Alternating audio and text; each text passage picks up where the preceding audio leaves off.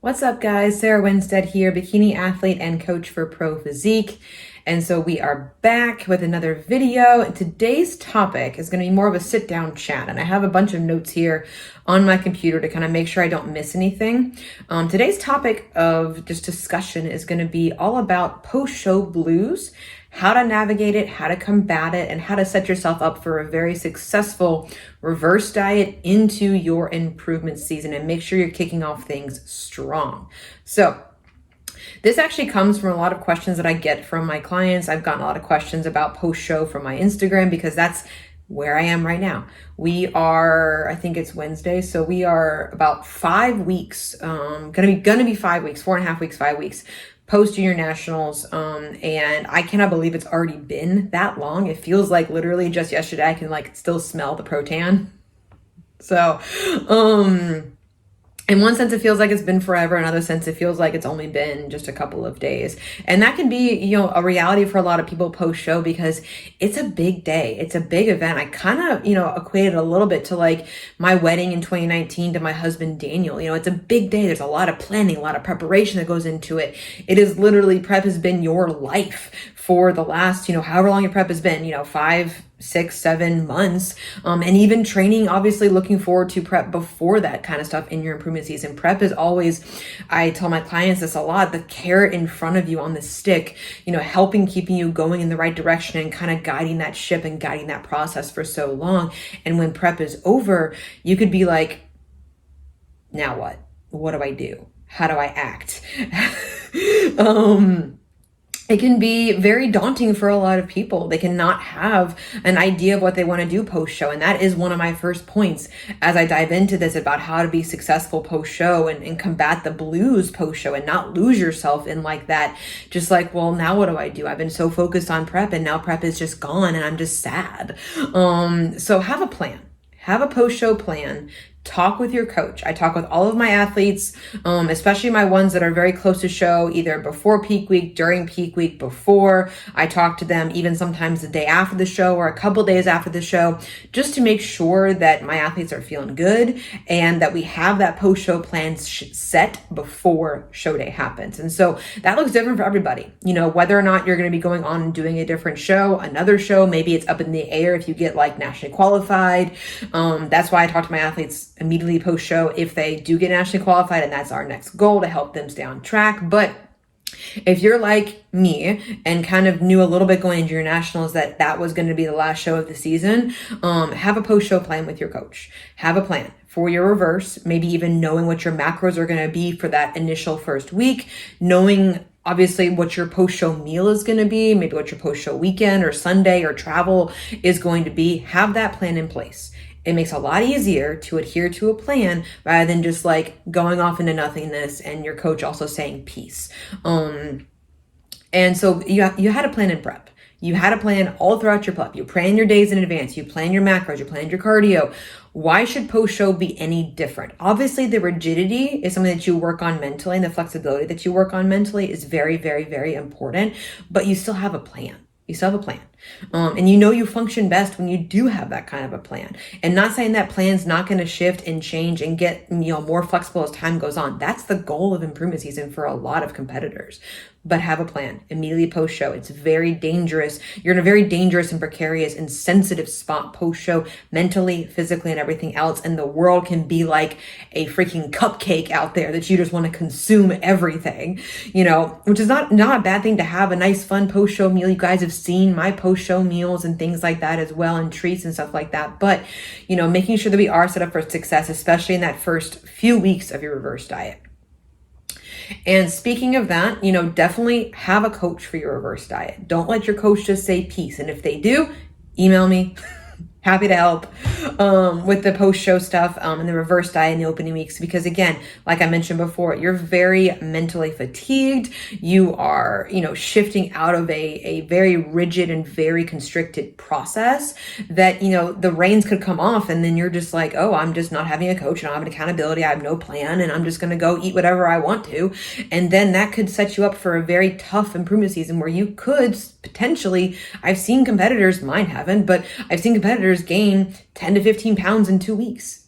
just because they didn't have a plan. They just did whatever the heck they wanted, took like 3 weeks off of the gym and then just said, fuck it. And then now they're just uncomfortable and unhappy and things like that as well. But that can be avoided, number one, if you have a plan. And number two, if you do work with a coach, at least through your reverse diet. I understand coaching is expensive. It is a luxury that not a lot of us have the ability to maintain on a year-to-year basis, but at least help them get you through the reverse 4, 6, 8 weeks or so post show. Then you feel better. Then you're like, okay, I'm in a groove. I have a good routine. I'm accountable. Your distance from the show is a lot more mentally, and you can just function a lot better. And then you can be like, okay, I can do this on my own now. So number, I don't know what I'm 3, maybe. Yay, caffeine. Don't hoard treats post show. This is also in my, I made a post show treats reel. Don't hoard treats post show. Maybe pick out a couple of things if you want to, but don't be that person that has 15,000 crumble cookies frozen in their freezer.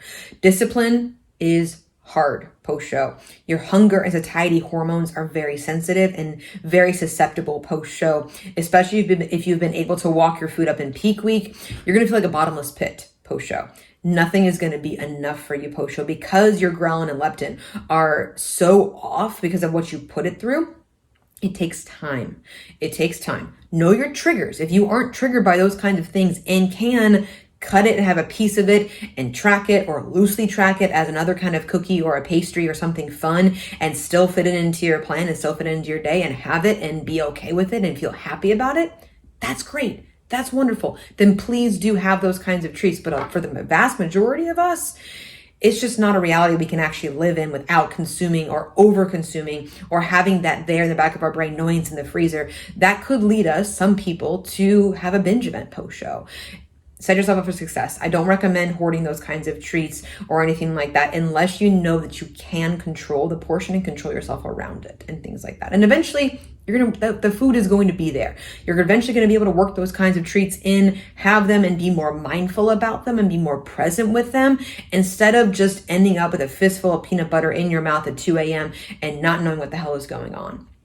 That is a reality for some people that post show because they don't have a plan, because they may have not had, more planning and preparation on the front end of things. And things just went haywire and everything like that. And they just can't stop. And so, yes, knowing that your hunger and satiety hormones are going to be off, you're going to be a bottomless pit. Know your triggers. Don't hoard treats. Have something fun post show, obviously. Enjoy the memories with friends and family that came out to support you. Maybe have a fun brunch on Sunday. Get back on your foods. And then that's also my next point as well.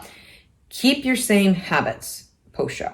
Like I said, you had a plan in prep. Have a plan post show. Your habits during prep of getting your water in, getting your steps in, getting your food in, getting your recovery, taking your rest days, planning your food out, prepping your food, all those things don't just stop because prep is over with. You carry that over into improvement season and you make modifications and you kind of roll with the punches during improvement season. Now, I recommend keeping your foods the same as prep until your macros start to get a little bit higher and you have more wiggle room to start to work in the more quote unquote normal and maybe less voluminous foods again. And I'll give you a couple of examples of how I've done this over the past couple of weeks. You guys know that I typically have my mini rice cakes and strawberries and protein shake before my training session. Well, I just added more of those now that I'm in my reverse diet and my calories and carbohydrates are higher to give me more energy for my training sessions. Fantastic. Easily able to increase that. And it's honestly a food that I keep the same rather than I'm in prep or improvement season because I just genuinely enjoy the actual snack.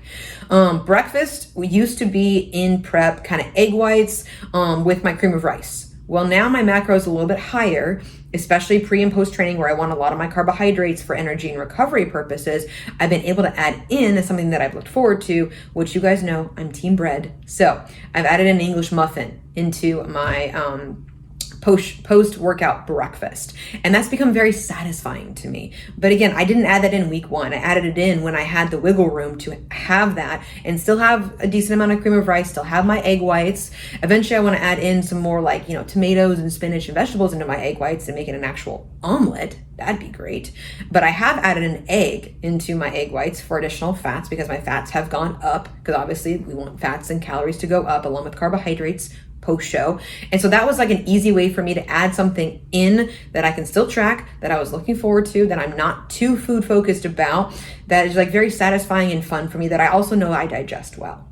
Easily addition. Another new foods that I've added back in is I've expanded out my like bowls, my beef and romaine and avocado bowls, to incorporate more of a stir fry thing. I tried broccoli slaw. It didn't sit as well with me, but now I'm doing like a coleslaw cabbage blend with like carrots and cabbage in it and radishes in it.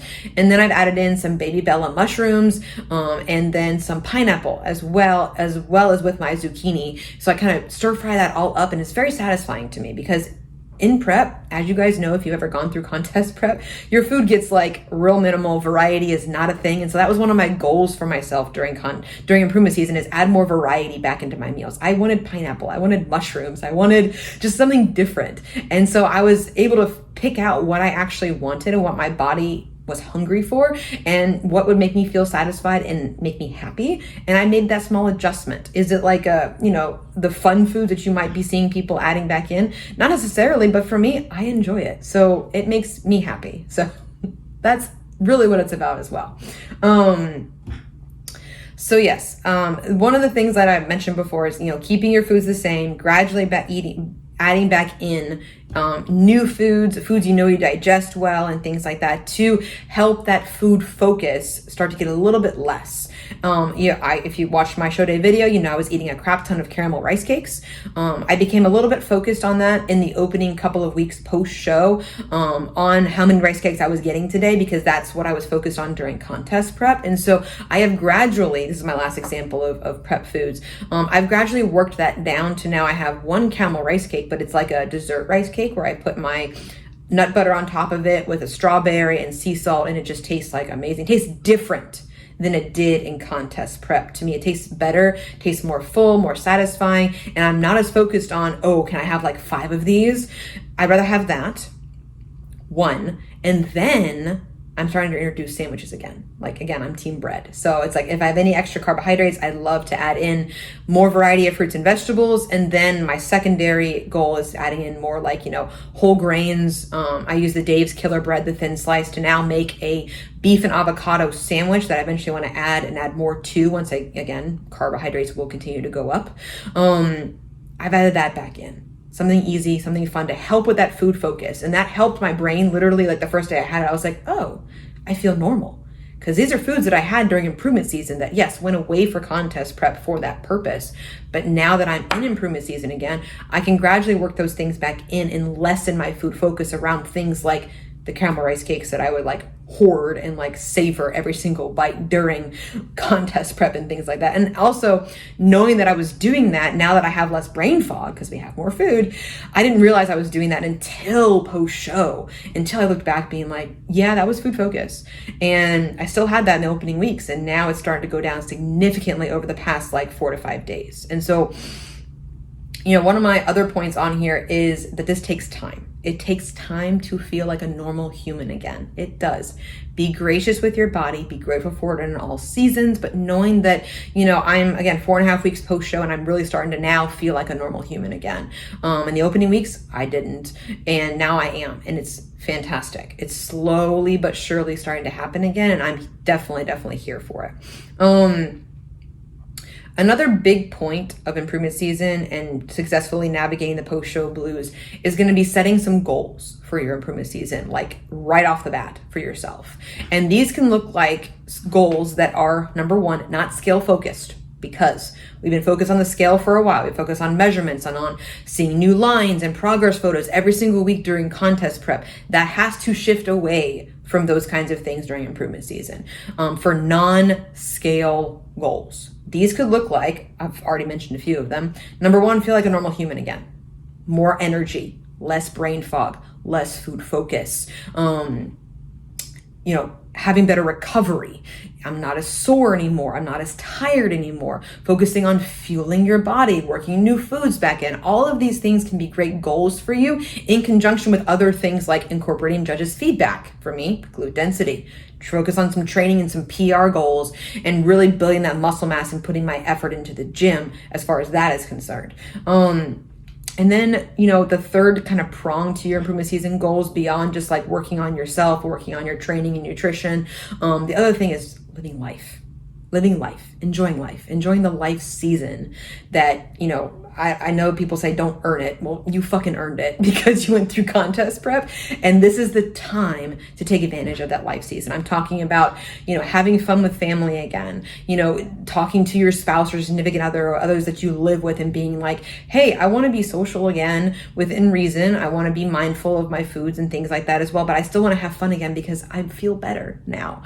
And dedicate that time and that quality time to your friends and family again, who you may not have had the most time or the quality time with. You may have been there, but you may have been a shell of a human like I was the past few like family instances or anything like that too. But take advantage of that. They were with you through contest prep and they deserve it. They really do, as far as like sticking with you and supporting you through that process. And so dedicating the time to them and making and showing up for them the way they showed up for you is a great goal to have for yourself and for your significant others and spouses. And talk to them about your mindset post show too. Talk to them about how you're doing. Be honest with them about how you're doing and how you're feeling post show and things like that too. And let them know that, yeah, it's going to take a little bit of time, but I do want to make this a goal of mine to, get back to some normalcy, to travel, to, have fun in the gym again, to embrace other hobbies that are outside maybe of bodybuilding. Maybe you want to, like we did, we got a puppy and things like that, or, buying a house or moving or embracing a new career change or things like that as well. These life seasons that we go to, this is the time to set those positive and exciting goals rather than focusing on, oh, I'm not stage lean anymore, or I'm not seeing new lines every single week, or I can't fit into my show day suit anymore, or anything like that as well. Like, oh goodness, what am I going to do with my life? As long as you set those goals for yourself, write them down, talk to your coach about them, set them up before your show or immediately afterwards in the opening weekend post show or anything like that. Really ruminate on it to where that you're shifting that mindset away from just being sad about post show to being excited for improvement season and all that entails, and all that positivity, the energy and the excitement that it holds for you as not only an athlete, but as a person. It's very important. Train hard. Yeah, train hard. Like, be a bodybuilder again. Like I get in the gym now and I have so much more energy, and you don't know how much energy you didn't have until you have the energy again. You were just like, yeah, no. And so it's just awesome to train hard, to train heavy again, to push your body, to feel the muscles working, to put all the food that you're eating, the fuel that you have to good use, all those things. Incorporating the judges' feedback, being very intentional about your training sessions, especially in the opening weeks post show, to focus on just being a freaking athlete again, like that, and feeling like it too.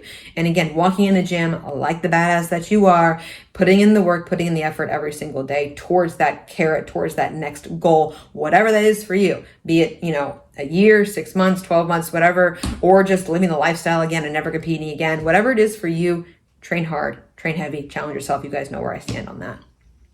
A couple more smaller points here, as I mentioned before about like living life and being more social and embracing those kinds of things. In the opening weeks post show, that can be very tempting to want to have all those things back in super, super, super quickly.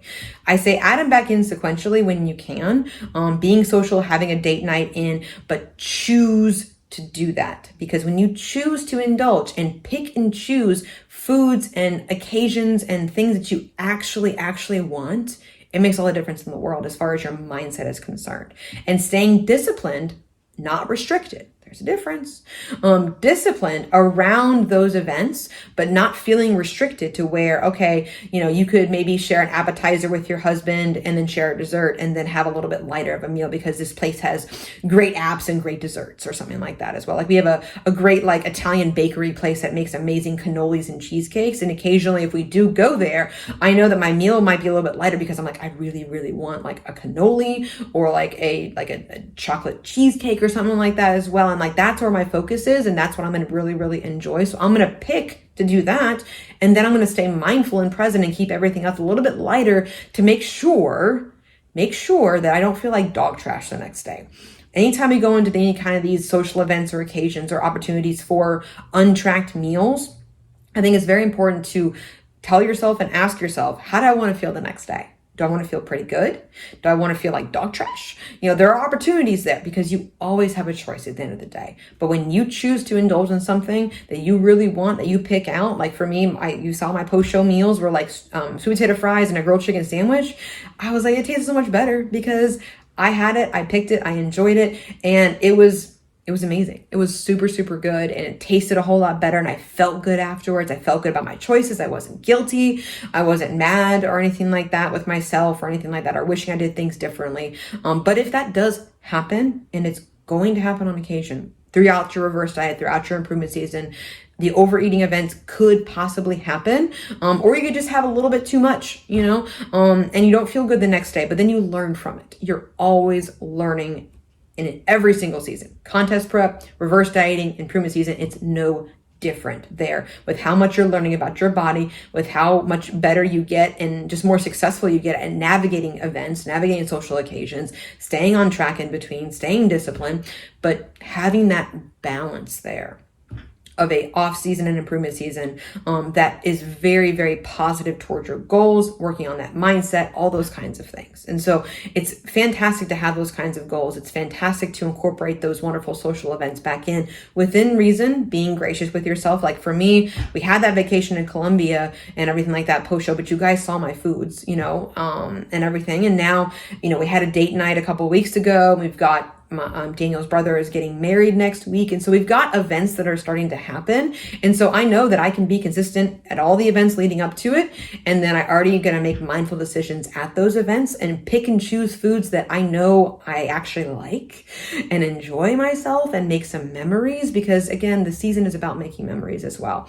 Feeling like a normal human, not having that brain fog looming over you, not having the contest prep date looming over you, having the freedom again to be a normal human, to train like a freaking badass and a bodybuilder again, and to fully, fully embrace your improvement season. And if you really choose to focus on that and the excitement and the positivity post-show, I guarantee you the post-show blues, while they still may happen, like I still had moments where I was just like, okay, I miss it a little bit. But then I allowed myself to feel the feels. And then I reframed it being like, that is time in my life is done right now. It will come again, but this time is now that I'm shifting over to this improvement season, and look at all the cool stuff that I'm going to be able to accomplish, and look at all the goals, the lofty goals that I have set for myself, both as an athlete, as a human, as a person, as a spouse, all those kinds of things that I can get to accomplish now because I don't have contest prep looming over me and anything like that too. I love prep. Prep is fantastic. It's a great challenge. It's fantastic, but we need this time in between preps to focus on ourselves, to focus on our goals, to incorporate feedback, to feel like human again, to focus on our overall health and everything. So it's very important, to do those kinds of things post-show, to navigate the post-show blues. So, I think that just about takes care of everything that I wanted to cover in this video. So I hope you guys found this helpful as far as getting some tips, getting some tricks to navigate the post-show blues. And if they do happen to you, like I mentioned before, feel the feels, but then reframe it, shift your focus, and be grateful for your body and what it did for you in contest prep, and then get really, really, really freaking excited about all of these goals and all these opportunities that you have in improvement season to become a better human, a better athlete, and a better person overall. So thank you guys so much for watching. I appreciate everything. I appreciate the support, and I will catch you guys in the next video.